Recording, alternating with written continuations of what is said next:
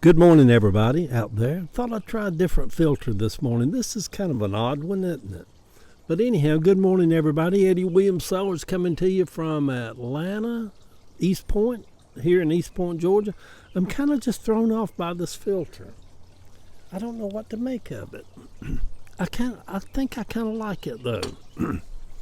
It looks like the Tin Man from Wizard. Eddie, go on with the post. These people don't care about you and your narcissistic, conceited ways of looking at yourself. You're 70 years old and you still act like you're 16 looking in the mirror to see if every hair's in place. But anyhow, good morning, everybody. The Morning Post coming outside this morning. The weather reminds me of mornings in San Francisco, where the mornings start off with kind of a chill in the air, and by afternoon it warms up nicely. But it will get up to 93 degrees here in Atlanta in the next few days as Georgia begins to show her true colors. Many on the other side blame the woes of San Francisco on the liberal policies of the Democrats. And there may be some truth in all of that. When Ava and I were there 10 years ago, we drove from Atlanta to San Francisco. Can you believe that? We stayed at a really nice Marriott hotel. And the concierge warned us not, when we was talking about places to go, circled a little area on a map, and she said, don't go down into this area, not these areas, but don't go down into this area. She said, we just warn people to stay up and down there. It's dangerous, crime.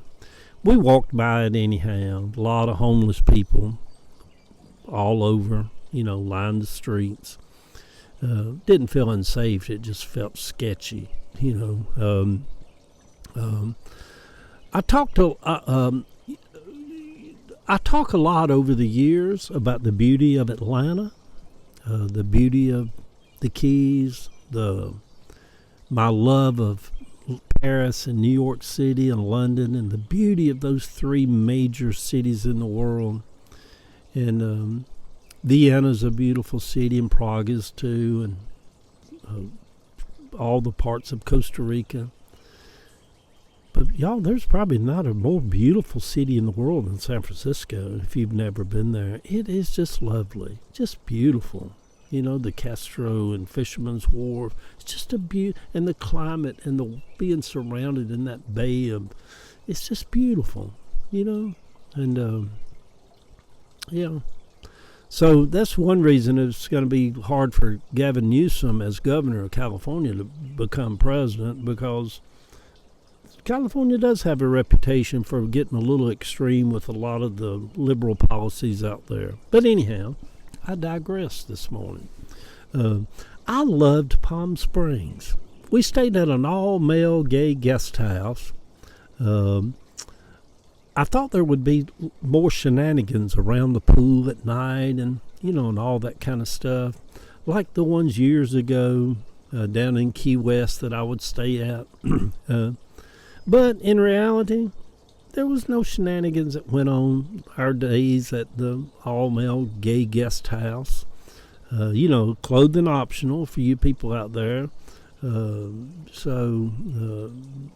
Just about every male guest house anywhere around the world, you say clothing's optional because it's private, it's men only. And but there was no shenanigans around the pool at night, and there was just mainly older gay men that were chatty and laugh and sit around and talk and, usually head up to go to dinner. Me and John and Sammy stayed at an all-male gay guest resort every time we went to Costa Rica, down in Capes at Manuel Antonio, and it was called, the Villa Roca. Oh my God, it was so beautiful. We had our own private apartment. We had like a private apartment with a big porch looking out over the bay, over the ocean, and monkeys stole Sammy's pack of cigarettes one time. He said, I'd kill that little bastard if I could catch him. And but men from all over the world, from Germany and Europe, and all be at the Villa Roca. down there. Oh, it was just so fun. It had that infinity pool that dropped off where the ocean was right below you. And you never seen so many naked men. I guess a little place would hold about 50 people. Just beautiful men from everywhere. Yeah. Eddie, quit telling all your business. People think you're weird. But anyhow, and they were fun. And I love the mid-century homes of Palm Springs. No wonder so many of the stars over the years had a second home in Palm Springs where they'd get out of Los Angeles or Hollywood or wherever and go to Palm Springs for the weekend. Those beautiful mid-century homes, and then you look off in the mountains in the distance. Just lovely, just lovely. It surprised me at how much I loved the desert. 95 degrees and zero humidity. That is something to behold. You know, you walk around the little downtown Palm Springs, they got them little misters, putting moisture in there because your nose will start bleeding. It's so dry. It's so strange. It doesn't feel like it's 100 degrees. It feels like with no humidity, maybe it's 80 degrees. They say you get lulled into that and you fall over and collapse because you have a heat stroke. So, but it is lovely. It's strange to be in a place with no humidity after living in Georgia with all this humidness. You walk outside here in July and August in 5 minutes, you're just drenched, So anyhow, in the town of Alamogordo, New Mexico, we stayed there also. I smoked back then. During the day, it would be in the 90s.